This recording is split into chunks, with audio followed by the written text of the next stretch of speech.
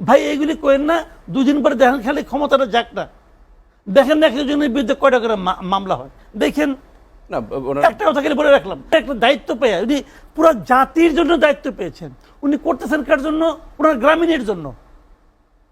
প্রত্যেকটা আইসা নিয়ে গ্রামীণ ইউনিভার্সিটি, আইসা নিয়ে গ্রামীণের আপনার কি বলে ম্যান পাওয়ার সব গেলি গ্রামীণের শেয়ার কমানো গভর্নমেন্টের কাছ থেকে। মানে ভাবখানা এরকম যে উনি গ্রামীণের সুবিধা করার জন্য সর্বশেষ দেখলাম এবার গ্রামীণ ফোনের ডিভিডেন্ড দিয়েছে আপনার 321%। কেন রে ভাই? টাকাটা মানে সরানোর জন্যই তো। এগুলো তুমি বুঝিবি ভাই, অর্থনীতি বুঝি না, কিন্তু এটুকু তো বুঝি।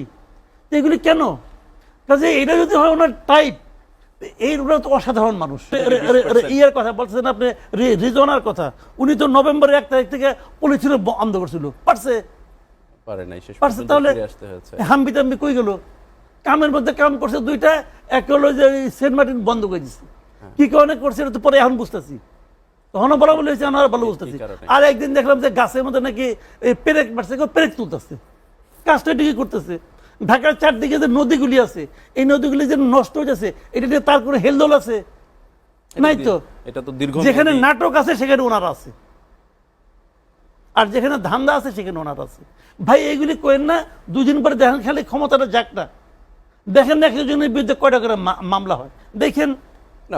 একটা কথা খালি বলে রাখলাম, যখন পলিটিক্যাল গভর্নমেন্ট আসবে, যখন ওই মিশিতে বসবে, যেটার মধ্যে হাত দেবে সেটার মধ্যে তাদের ছোঁয়া পাবে, এবং ওই ছোঁয়ার রেজাল্ট কি হয় তখন দেখেন। একটা কথা বলে রাখলাম ভবিষ্যৎবাণী, দেশ ছেড়ে কে কে যায় এটাও হিসাব দিন তখন।